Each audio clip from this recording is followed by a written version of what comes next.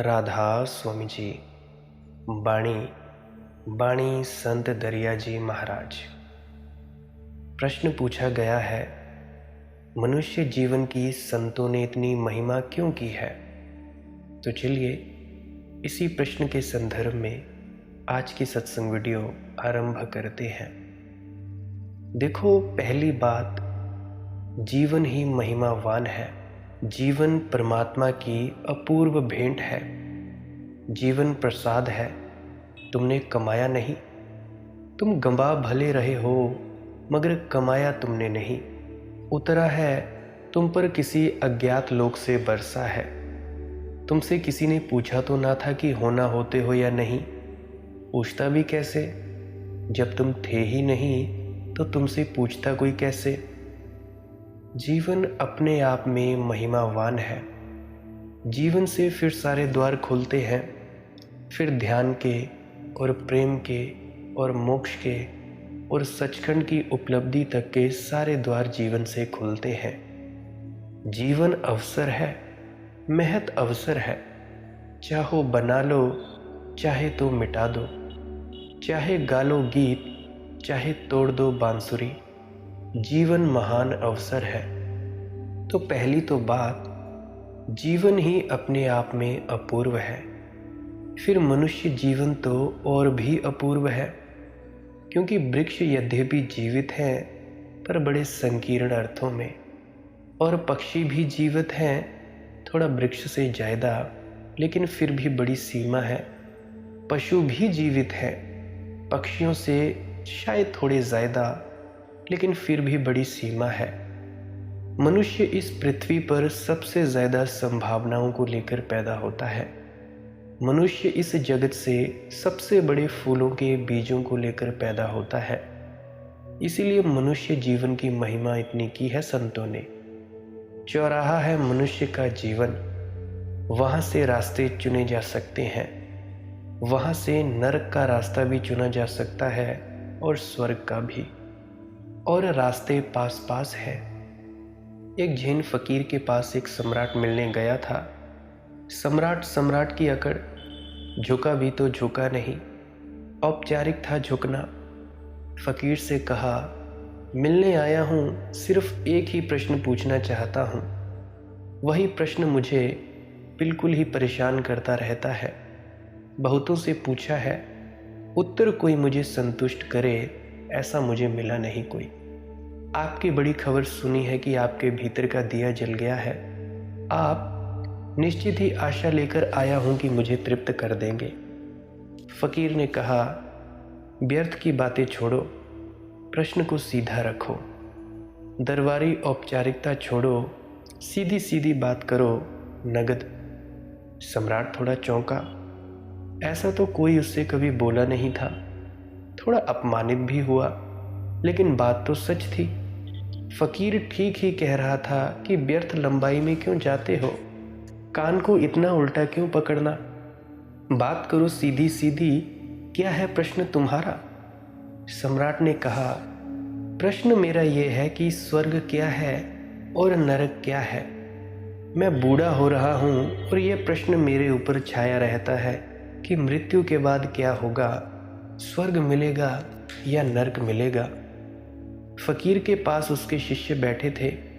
उससे कहा, सुनो, इस बुद्धू की बातें सुनो। बुद्धू? सम्राट को? और सम्राट से कहा कि कभी आईने में अपनी शक्ल देखी? ये शक्ल लेकर और ऐसे प्रश्न पूछे जाते हैं, और तुम अपने आप को सम्राट समझते हो? तुम्हारी हैसियत भिखमंगा होने की भी नहीं है।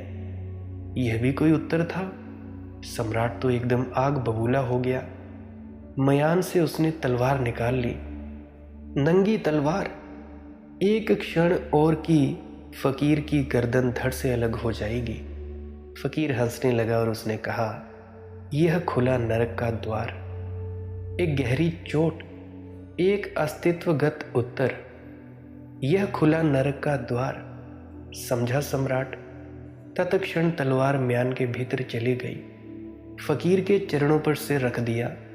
उत्तर तो बहुतों ने दिए थे, शास्त्रीय उत्तर, मगर अस्तित्वगत उत्तर ऐसा उत्तर की प्राणों में चुभ जाए तीर की तरह, ऐसा स्पष्ट कर दे कोई कि कुछ और पूछने को शेष न रह जाए। यह खुला नरक का द्वार। झुक गया फकीर के चरणों में। अब इस झुकने में औपचारिकता न थी, दरबारी पन्ना था। अब ये झुकना हार्दिक था। फकीर ने कहा, और ये खुला स्वर्ग का द्वार, पूछना है कुछ और ध्यान रखो, स्वर्ग और नरक मरने के बाद नहीं है। स्वर्ग और नरक जीने के ढंग हैं, शैलियां हैं।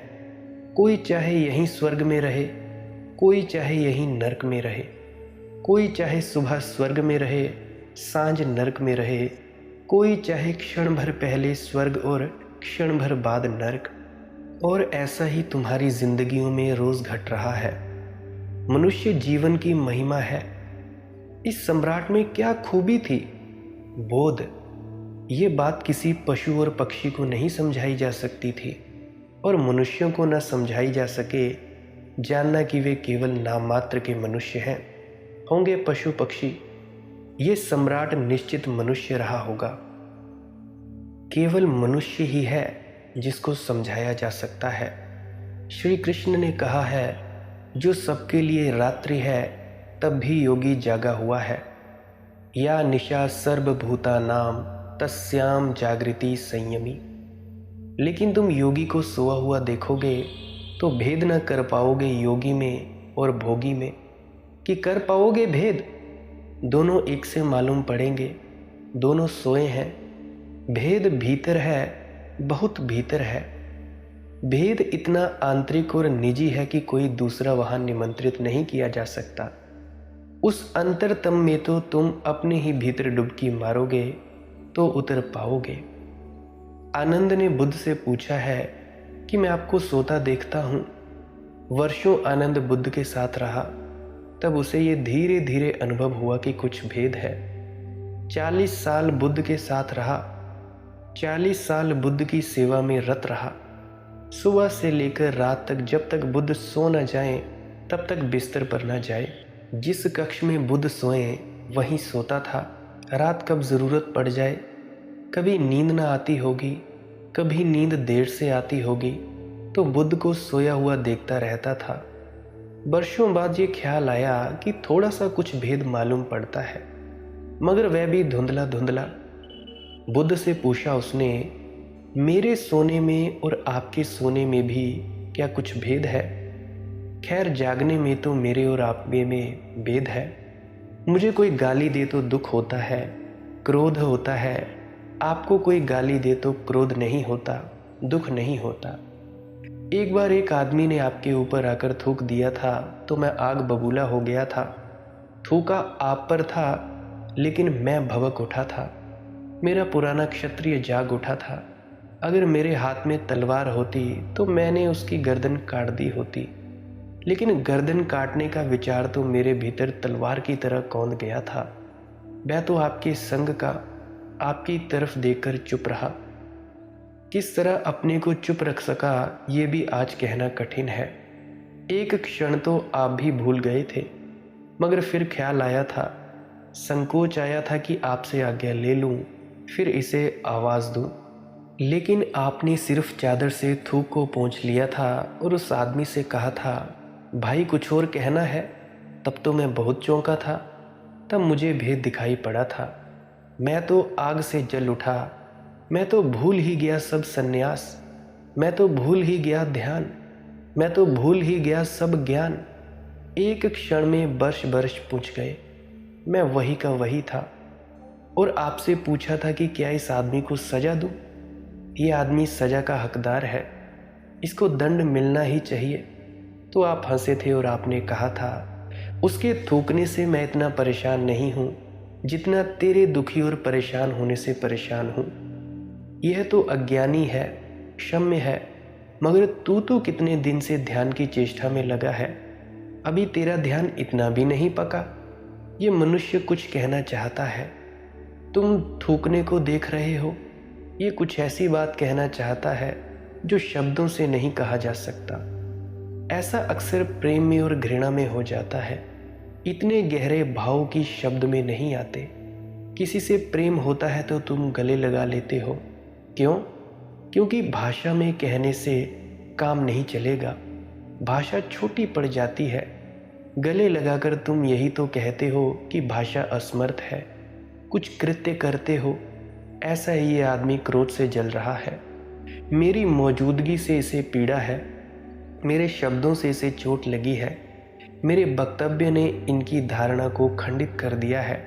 ये प्रज्वलित है, इतना प्रज्वलित है कि कोई गाली काम न करेगी। इसीलिए इस बेचारे को थूकना पड़ा है, इस पर दया करो। इसीलिए मैं इससे पूछता हूँ कि भाई कुछ और कहना है क्या? ये तो मैं समझ गया, अब और कुछ भी कहना है या बस इतना ही कहना है? ये वक्तव्य है इसका, थूकने को मत देखो। तो आनंद ने कहा, मैंने वह दिन तो देखा, ऐसे बहुत दिन देखे। जागने में तो भेद है, पर यह मैंने न सोचा था कि सोने में भी भेद होगा। लेकिन कल रात देर तक नींद न आई, बैठकर मैं आपको देखता रहा। पूरा चांद आकाश में था, वृक्ष के नीचे आप सोए थे। उस चांद की रोशनी में आप अद्भुत सुंदर मालूम होते थे। तब अचानक बिजली जैसी कौंध गई। ऐसा मुझे ख्याल आया, कितने वर्ष हो गए आपको सोते देखकर। ये बात मुझे कभी पहले क्यों न याद आई कि आप जिस आसन में सोते हैं रात भर उसी आसन में सोए रहते हैं, करवट नहीं बदलते। जहाँ रखते हैं पैर सोते समय वहीं रहता है रात भर पैर, जहाँ रखते हैं हाथ वहीं रहता है रात भर हाथ वहीं रहता है। करवट भी नहीं बदलते। सुबह उसी आसन में उठते हैं तो सोते हैं कि रात भर अपने को संभाले रखते हैं, क्योंकि जो आदमी सोएगा करवट भी बदलेगा। तो बुद्ध ने कहा, शरीर सोता है, मैं तो जाग गया हूँ, मैं जागा ही हुआ हूँ, मगर इस जागने को तुम कैसे जानोगे? आनंद ने सुन लिया, श्रद्धा दी तो मान भी लिया, लेकिन जानोगे कैसे? पता नहीं बुद्ध झूठ कहते हो, पता नहीं सिर्फ अभ्यास कर लिया हो कि एक ही करवट सोने का। आखिर सर्कस में लोग क्या क्या अभ्यास नहीं कर लेते। तुम भी कर सकते हो, एक ही करवट सोने का अभ्यास बड़ी आसानी से कर सकते हो। मैं यही बात एक मित्र से कह रहा था। वे कहने लगे, कैसे अभ्यास हो जाएगा एक ही करवट सोने का? मैंने उनसे कहा कि पीठ में एक पत्थर बांधकर सो जाओ, जब भी करवट बदलोगे तभी तकलीफ होगी। तकलीफ से बचने में अपने आप अभ्यास हो जाएगा। जिद्दी थे, अभ्यास किया। कोई 40 दिन बाद मुझे आकर कहा कि आप ठीक कहते हैं, अब एक ही करवट सोता हूँ, क्योंकि वह पत्थर जो बंधा है पीठ से, जब भी करवट बदलो तब तकलीफ होती है और नींद टूट जाती है। अब तो धीरे धीरे नींद में भी उस पत्थर की मौजूदगी जरूर अचेतन में छाया डालने लगी होगी।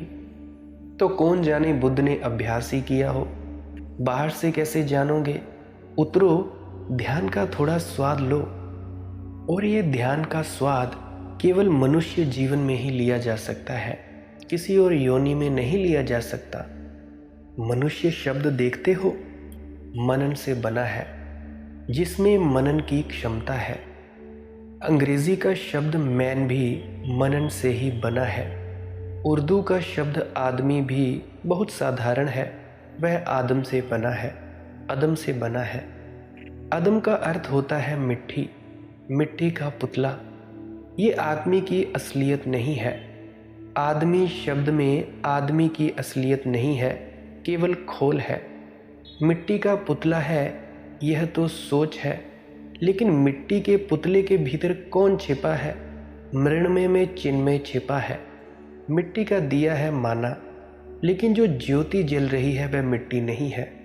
आदमी शब्द में खोल की चर्चा है, मनुष्य शब्द में उस खोल के भीतर छिपे हुए गुदे की चर्चा है, आत्मा की चर्चा है। मनुष्य वह है जो मनन कर सके, जिसके सामने विकल्प खड़े हों तो मनन पूर्वक चुन सके, ध्यान पूर्वक चुन सके, जागरूकता से एक विकल्प को चुने। ऐसे जाग जाग कर जो कदम रखता है वही मनुष्य है। शेष सबको तो हमें आदमी कहना चाहिए, मनुष्य नहीं। आदमी सभी है, मनुष्य बहुत कम है। मनुष्य जीवन की महिमा है, क्योंकि मनन की क्षमता है। दृष्टि है मनुष्य के पास एक, जो दृश्य को ही नहीं अदृश्य को भी देखने में समर्थ है। ये उसकी महिमा है। पशु भी देखते हैं मगर दृश्य ही देखते हैं, अदृश्य की उनके पास कोई प्रतीति नहीं होती। मनुष्य के कान ध्वनि को तो सुनते ही हैं, शून्य को भी सुन लेते हैं, और मनुष्य के हाथ पार्थिव को तो पकड़ ही लेते हैं, अपार्थिव को भी पकड़ लेते हैं। मनुष्य अपूर्व है, अद्वितीय है। इसे तुम अपने अहंकार की घोषणा मत समझ लेना और ना बना लेना। ये तुम्हारे अहंकार की घोषणा नहीं है। सच पूछो तो ये जो मैं मनुष्य की परिभाषा कर रहा हूँ, ये परिभाषा तभी तुम्हारे जीवन का अनुभव बनेगी जब अहंकार छूटेगा। ऐसा मत सोचने लगा कि मैं मनुष्य हूँ तो मेरी तो बड़ी महिमा है। ये तुम्हारी महिमा नहीं कह रहा हूँ मैं, ये मनुष्यत्व की महिमा कह रहा हूँ। ये तुम्हारे जीवन की जो भीतर में जो संभावना छिपी है उसकी महिमा का गीत गा रहा हूँ। तुम जो हो सकते हो, जो तुम्हें होना ही चाहिए, जो तुम में ज़रा बोध हो तो तुम ज़रूर हो जाओगे ही, जो अपरिहार्य है। अगर तुम में ज़रा सोच हो, ज़रा समझ हो। पूछते हो तुम कि मानव जीवन की संतों ने इतनी महिमा क्यों की है। एक तो जीवन महिमावान, फिर वह भी मानव का जीवन, और संत ही गा सकते हैं महिमा, क्योंकि उन्होंने ही मनुष्य को उसकी परिपूर्णता में देखा है। वैज्ञानिक मनुष्य को उसकी परिपूर्णता में नहीं देखता, उसके लिए देह से ज़्यादा नहीं है, उसे कोई आत्मा मनुष्य में नहीं मिलती। मनुष्य एक बहुत जटिल यंत्र है, बस इतना, इससे ज़्यादा नहीं। क्योंकि चीर फाड़ करके वैज्ञानिक देखता है, कहीं आत्मा पकड़ में आती नहीं, और जो पकड़ में न आए विज्ञान उसे इनकार कर देता है। इसीलिए विज्ञान मनुष्य की बहुत महिमा नहीं गा सकता। अगर विज्ञान का प्रभाव बढ़ता चला गया तो मनुष्य की महिमा कम होती चली जाएगी, कम होती गई। प्राचीन समय में जानने वाले कहते थे मनुष्य देवताओं से ज़रा नीचे है, और वैज्ञानिक से पूछो तो वह कहता है मनुष्य बंदर से ज़रा ऊपर। बहुत फर्क हो गया देवताओं से ज़रा नीचे और बंदर से ज़रा ऊपर। ये भी शायद वैज्ञानिक बिना बंदरों से पूछे कह रहा है, नहीं तो बंदर कहेंगे कि मनुष्य और हमसे ज़रा ऊपर। कहाँ हम वृक्षों पर और कहाँ तुम ज़मीन पर, हमसे भी नीचे। ये तो डार्विन का मनुष्य है जो कह रहा है कि मनुष्य बंदरों से विकसित हुआ है। बंदर कुछ और कहते हैं, वे मानते हैं मनुष्य बंदरों का पतन है भी पतन। ज़रा किसी बंदर से टक्कर लेकर देखो तो पता चल जाएगा। ना उतनी शक्ति है, ना उस तरह की छलांग भर सकते हो, न एक वृक्ष से दूसरे वृक्षों पर कूद सकते हो, न वृक्षों पर रह सकते हो। क्या पा लिया है? बंदर से बहुत कमज़ोर हो गए हो। बंदरों से पूछा जाए तो वे कुछ और कहेंगे, वे हंसेंगे, खिलखिलाएंगे। मैंने एक कहानी सुनी है। एक टोपियों को बेचने वाला सौदागर लौट रहा था मेले से टोपियां बेचकर। चुनाव करीब आते थे और गांधी टोपियां खूब बिक रही थी। सौदागर खूब कमाई कर रहा था। दिन भर गांधी टोपियां बिकी थी। थका था, राह में एक वृक्ष के नीचे, बरगद के एक वृक्ष के नीचे थोड़ी देर विश्राम को रुका। थकान ऐसी थी, ठंडी हवा, वृक्ष की छाया झपकी लग गई। जब आंख खुली तो जिस पिटारी में टोपियां कुछ और बच गई थीं वह खुली थी। टोपियां सब नदारद थीं। घबराया, चारों तरफ देखा। ऊपर देखा तो वृक्ष पर बंदर बैठे हैं, होंगे कोई 150 बंदर। सब गांधीवादी टोपियां लगाए हैं। वे ले गए पिटारे से निकालकर टोपियां, बड़े जच रहे हैं, बिल्कुल भारतीय संसद के सदस्य मालूम होते हैं। घबराया सौदागर कि अब इनसे टोपियां कैसे वापस लेनी। तब उसे याद आई कभी सुनी बात कि बंदर नकलची होते हैं। तो उसने अपने सिर पर एक ही टोपी बची थी, वह उसने निकालकर फेंक दी। उसका फेंकना टोपी का कि सारे बंदरों ने टोपियां निकालकर फेंक दी। टोपियां बटोरकर बड़ा प्रसन्न सौदागर घर लौट आया। अपने बेटे से कहा कि देख, याद रखना, कभी ऐसी हालत आए तो अपनी टोपी निकालकर फेंक देना। फिर ऐसी हालत आई, समय बीता, सौदागर बहुत बूढ़ा हो गया। फिर बेटा उसकी जगह गांधी टोपियां बेचने लगा। लौटता था एक दिन, वही वृक्ष थका मांदा विश्राम को लेटा झपकी खा गया और वही हुआ जो होना था। आंख खुली, टोकरी खाली पड़ी थी। याद आया, ऊपर देखा, बंदर बड़े मस्ती से टोपी लगाए बैठे थे। याद आई बाप की सलाह, अपनी टोपी निकालकर फेंक दी। लेकिन जो हुआ वह नहीं सोचा था। एक बंदर को टोपी नहीं मिली थी। वह नीचे उतरा और वह टोपी भी ले गया। आखिर बंदर भी अपने बेटों को समझा गए होंगे कि दोबारा धोखे में ना रखना, धोखा ना खाना तुम। एक दफ़ा हम खा गए, अब तुम ज़रा सावधान रहना। ये सौदागर का बेटा कभी ना कभी इस झाड़ के नीचे विश्राम करेगा और टोपी फेंकेगा। तब तुम जल्दी से उस टोपी को भी उठा लेना। जो गलती हमने की है वह मत करना। वैज्ञानिक से पूछो तो ज़्यादा से ज़्यादा कहेगा कि बंदर से थोड़ा सा विकसित।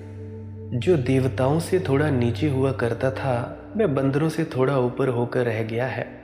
मनुष्य की गरिमा महिमा बुरी तरह खंडित हुई है। वैज्ञानिक करें भी तो क्या करें, उसकी जो विधि है उस विधि के कारण ही आत्मा से उसका कोई संस्पर्श नहीं हो सका। मनुष्य के भीतर छिपे हुए जीवन से उसका कोई नाता नहीं बन सका। तो जीवन के बिना, आत्मा के बिना आदमी सिर्फ एक मशीन रह जाता है। कुशल मशीन पर मशीन। और इसीलिए फिर आदमियों को काटना हो तो कोई अड़चन नहीं होती। जोसेफ स्टेलिन ने रूस में लाखों लोग काट डाले, ज़रा भी अड़चन नहीं हुई। अड़चन का कोई कारण ना रहा, क्योंकि कम्युनिज्म मानता है कि आदमी में कोई आत्मा है नहीं। अगर आत्मा नहीं है तो मारने में हर्ज क्या है। कोई अपनी कुर्सी तोड़ डाले और इसमें कोई पाप थोड़े ही हो जाएगा। कोई अपना बिजली का पंखा तोड़ दे, इसमें कोई पाप थोड़े ही हो जाएगा। कोई कितनी ही बहुमूल्य मशीन को नष्ट भ्रष्ट कर दे, कितनी ही बारीक और नाजुक घड़ी हो कोई पत्थर पर पटक दे, तो भी तुम ये नहीं कह सकते कि तुमने बड़ा पाप कमाया है। जोसेफ स्टेलिन बड़ी सरलता से लाखों लोगों को मार सका, काट सका। कारण था कम्युनिज्म का सिद्धांत कि आदमी में कोई आत्मा नहीं है। जब आत्मा नहीं तो बात खत्म हुई। मिट्टी के पुतलों को गिराने में क्या अड़चन है, काटो। जो हमारे साथ राजी ना हो जाए उसको काटो। और अगर मनुष्य में आत्मा नहीं है तो स्वतंत्रता की क्या आवश्यकता है? क्यों आवश्यकता है? स्वतंत्रता किसकी? स्व ही नहीं है तो स्वतंत्रता किसकी? अगर आदमी मशीनें हैं तो उनको भोजन दो, कपड़े दो, छप्पर दो और काम लो। इससे ज़्यादा की ना उन्हें ज़रूरत है, ना इससे ज़्यादा की चिंता करने का कोई कारण है। जीसस ने कहा है, मनुष्य केवल रोटी के सहारे नहीं जी सकता। लेकिन कम्युनिज्म यही कहता है कि रोटी के अतिरिक्त आदमी को और चाहिए भी क्या, और बाकी सब बकवास है। रोटी मिले, छप्पर मिले, कपड़ा मिले, बात खत्म हुई। लोकतंत्र ये सब बातचीत है, व्यर्थ की बातचीत है। नहीं, संत ही मनुष्य की महिमा का गीत गा सकते हैं, वैज्ञानिक नहीं गा सकता। क्योंकि संत को ही अनुभव होता है अपने भीतर छिपे हुए परमात्मा का, अपने भीतर छिपे हुए खजानों का, प्रभु के राज्य का। और जिसने अपने भीतर उस परम ज्योति को जगमगाते देखा है, वह कैसे न गीत गाए मनुष्य की महिमा के, क्योंकि वह जानता है तुम्हारे भीतर भी वैसी ही ज्योति जगमगा रही है। चाहे तुम पीठ किए खड़े हो, नहीं देखते, कोई हर्जा नहीं, मगर ज्योति तो जगमगा रही है। जिसने अपने भीतर का संगीत सुना है, अनाहत नाद सुना है, ओंकार नाद सुना है, बीणा सुनी है, वह कैसे मनुष्य की महिमा के गीत न गाए। जिसने अपने भीतर मिट्टी ही नहीं कमल पाया है, अपूर्व सुगंध उड़ती पाई है, वह कैसे मनुष्य की महिमा के गीत ना गाए। जिसने अपने भीतर मृत्यु पाई ही नहीं, अमृत पाया है, वह कैसे मनुष्य की महिमा के गीत ना गाए। प्रश्न पूछा है कि मानव जीवन के संतों ने इतनी महिमा क्यों की है? तुम्हारे अहंकार को सजाने के लिए नहीं, तुम्हारे अहंकार को और बलिष्ठ और पुष्ट करने के लिए नहीं। सत्य है यह कि मनुष्य के भीतर एक विराट आकाश छिपा है। जो अपने भीतर उतर जाए वह जगत के रहस्यों के द्वार पर खड़ा हो जाता है। उसके लिए मंदिर के द्वार खुल जाते हैं। जो अपने भीतर की सीढ़ियाँ उतरने लगता है वह जीवन के मंदिर की सीढ़ियाँ उतरने लगता है। मंदिर का मतलब क्या? मन के अंदर। जो अपने भीतर जितना गहरा जाता है उतना ही परमात्मा का अपूर्व अद्वितीय रूप, सौंदर्य, सुगंध, संगीत सब बरस उठता है।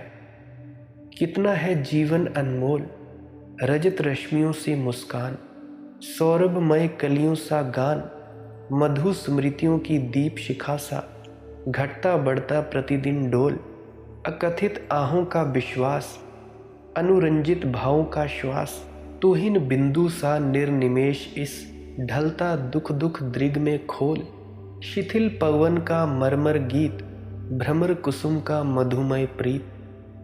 थोड़ा देखो अपने जीवन को, ये मुफ्त मिलता है, इसीलिए ऐसा मत समझ लेना कि मुफ्त है, इसकी कीमत तो कोई भी नहीं, इसीलिए ये मत समझ लेना उसका कोई मूल्य नहीं है। कीमत और मूल्य बड़े अलग अलग शब्द हैं। भाषा कोश में तो उनका एक ही अर्थ होता है, कीमत और मूल्य, लेकिन जीवन के कोश में एक ही अर्थ नहीं होता।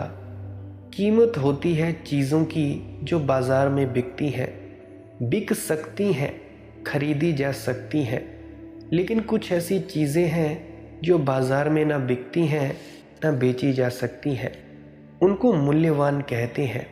मूल्यवान वे चीज़ें हैं जो कीमत से नहीं मिलती, तुम लाख कीमत चुकाओ तो भी नहीं मिलती। एक सम्राट ने महावीर को जाकर कहा कि मैंने सब जीत लिया, बड़े से बड़े हीरे जवाहरात मेरे खजाने में है, ऐसा कुछ इस संसार में नहीं है जो मैंने ना पा लिया हो।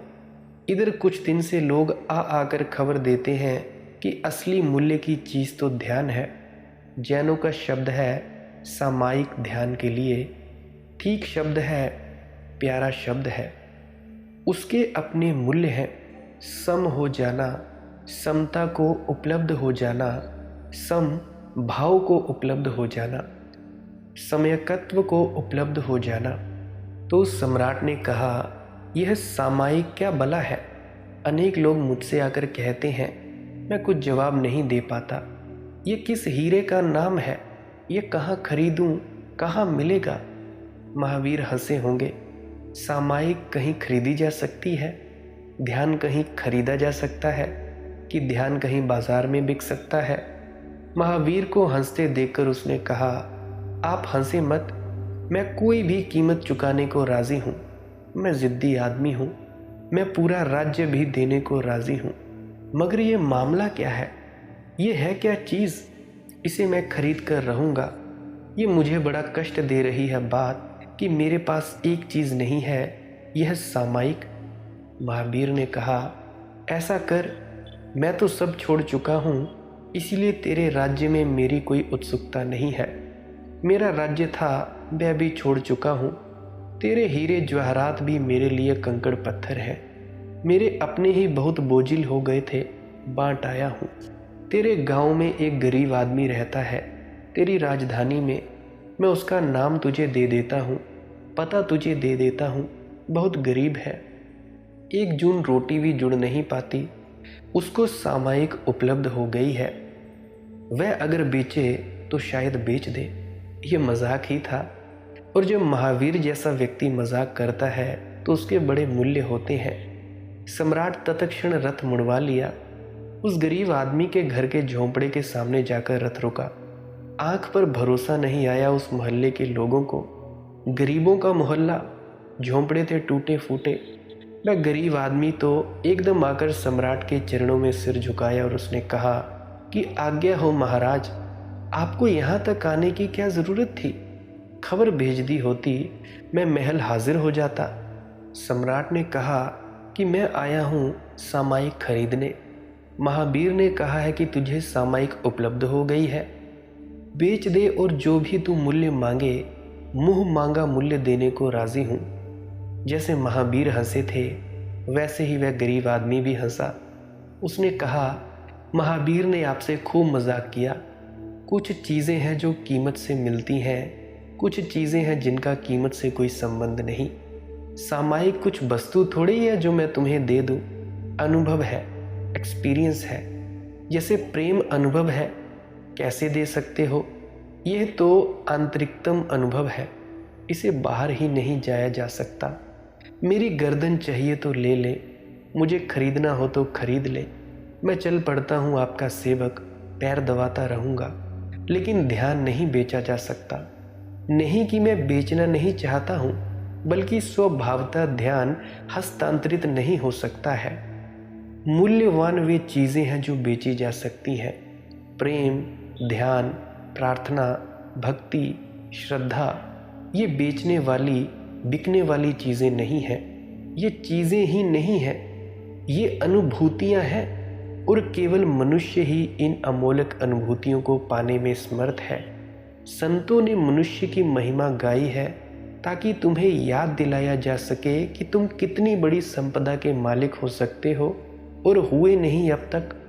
अब और कितनी देर करनी है? किसका ये मौन निमंत्रण? दीर्घ श्वास की पीड़ाओं का है साम्राज्य छिपा अंतर में। मूक मिलन की मूक पिपासा का खग नित उड़ता अंबर में। भरो व्यथा में आज प्रलोभन, है किसका ये मौन निमंत्रण? उस अतीत की कथा कहानी ही सुधियों का नीड़ बन गई। अर्थहीन शैशव की बातें मेरे उर की पीर बन गई। सुधी सपनों पर करो नियंत्रण, है किसका ये मौन निमंत्रण? सदियों सदियों में संतों ने मनुष्य के गौरव और गरिमा के गीत गाए हैं, इसीलिए कि तुम्हें चेताया जा सके कि तुम क्या हो सकते हो। तुम्हारे भीतर छिपी पड़ी संभावनाओं को पुकारा जा सके, तुम्हें झकझोर कर जगाया जा सके। जैसे बीज भूल गया हो कि उसे फूल होना है, ऐसी तुम्हारी दशा है कि नदी भूल गई हो कि उसे सागर तक पहुंचना है। ऐसी तुम्हारी दशा है कि नदी किसी घाट पर ही अटकी गई हो और सागर तक जाने का स्मरण ना रहा हो। ऐसी तुम्हारी दशा है। सागर होना है तुम्हें, सागर होना तुम्हारा स्वरूप सिद्ध अधिकार है। परमात्मा होना है तुम्हें, परमात्मा से कम हुए बिना राजी मत होना। इसीलिए तुम्हारी महिमा के गीत संतों ने गाए हैं, तुम्हारे अहंकार का श्रृंगार करने के लिए नहीं। और मनुष्य जीवन की इतनी महिमा है कि वो भी गाय से ना गाई जा सकती है, थोड़ी सी गाई जा सकती है। अगर मनुष्य जीवन को पूरी तरह से जानना है, आनंद लेना है, सचखंड की अवस्था को उपलब्ध हो जाना है, तो कृपया भजन सिमरन किया करें। भजन से ही कुछ होगा, धुन सुनने से ही कुछ होगा, ऐसे कुछ भी ना होगा। तुम चाहे 40 साल लगे रहो, 50 साल लगे रहो, मेरे चाहे 40 करोड़ साल लगे रहो इस जप को करने में, धुन को नहीं सुनोगे तो परमात्मा को उपलब्ध नहीं हो पाओगे। बस यही होगा। तो मेरी प्रार्थना है, भजन अवश्य करें, कुछ नए करने में अवश्य उतरे। अगर मेरे किसी मित्र का, कोई परिजन का कोई प्रश्न हो तो वो पुरानी वीडियोस को अवश्य सुने, शुरू से लेकर अंत तक वीडियोस को अवश्य सुने जितनी भी मैंने आज तक अपलोड की है। अगर आपके प्रश्नों का जवाब ना मिले फिर आप मुझे ढूंढ सकते हैं टेलीग्राम पर, मुझे ढूंढ सकते हैं इंस्टाग्राम पर, फेसबुक पर, सर्च कर लेना माली की मौज सत्संग। वहाँ पे आप मैसेज में अपना प्रश्न लिख देना और आपके प्रश्न का जवाब मैं किसी अन्य वीडियो में देने की चेष्टा करूँगा। अगर आप जी को इस वीडियो से थोड़ा सा भी कुछ सीखने को मिला है तो आप इस वीडियो को लाइक कर सकते हैं। अगर आपको लगा कि ये बस बेकार की बातें हैं तो इस वीडियो को डिसलाइक अवश्य करें। आप ऐसा कर सकते हैं, आपकी अपनी मौज है। अब मैं आपसे इजाज़त चाहता हूँ। आप मुझे इतने अंत तक सुनते हो, इतना प्रेम प्यार देते हो, इसके लिए बहुत बहुत शुक्रिया, बहुत बहुत धन्यवाद। आपके भीतर बैठे परमात्मा को प्रणाम करता हूँ। मेरा प्रणाम स्वीकार करें। राधा स्वामी जी।